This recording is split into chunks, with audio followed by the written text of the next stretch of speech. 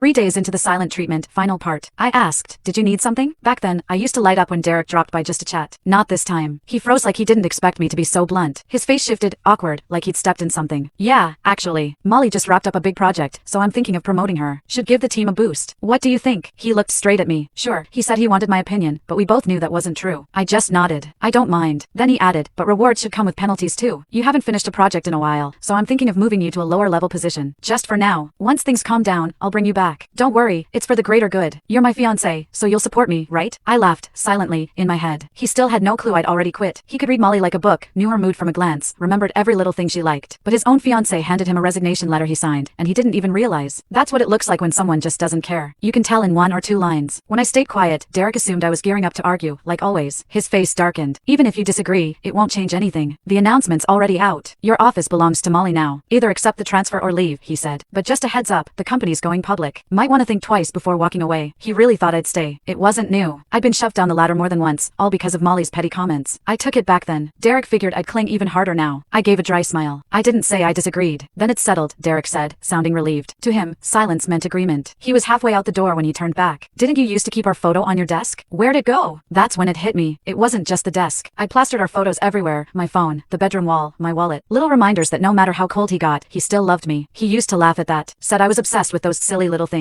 He never got it. Never understood they were the only thing keeping me from walking. Later, I saw them for what they were, proof of how pathetic I'd been. I broke the frame, I said flatly. Put it away. He frowned, immediately scanning the floor. Try not to be so clumsy. Make sure you cleaned it up. Don't want anyone getting hurt. His tone softened a little, probably because I wasn't arguing. Then he left the study. I watched him go and almost laughed. That warning wasn't about me. It was about not letting Molly get hurt. This was supposed to be our home. I'd been the one keeping it together until a few months ago when I found a hair tie in his study. Pillows on our bed, out of place. That's when I knew. Molly had been here. More than once. Chapter 5. I called him out. I had to. Like he saw it coming, he slapped down proof they were just talking business, then turned it on me, calling me jealous and dramatic. To punish me for overthinking, he started bringing Molly over like it was nothing. She didn't even try to hide the way she looked at me, like she wanted a fight. Thing is, they never technically crossed a line. After a while, I started questioning myself. Every day felt like a loop of, what if it's just me? Honestly, if I'd put that energy into literally anything else, I'd be way ahead by now. The next morning, Derek proudly announced Molly's big promotion, right after dropping me to the bottom rung. He hesitated at first, but once I stayed chill and acted like it didn't faze me, he bought it. Thought I'd accepted everything. He was riding high. So was I. While he threw Molly a fancy banquet, I was getting my visa approved. While they chilled at an amusement park, I was packing. 1 suitcase, that's all I needed. While they toasted clients at some club, I wrapped up my final handover. 2 days later, my last day at Vantrell, I wrapped things up with Sandy in HR. Without even glancing up, she said, before you go, stop by the CEO's office. Mr. Cromwell wants to see you. I was about to say no, then stopped. I was flying out tonight. If Derek went out with Molly like usual, this'd be it. No more run-ins. No more anything. After 5 years, maybe a final goodbye was fair.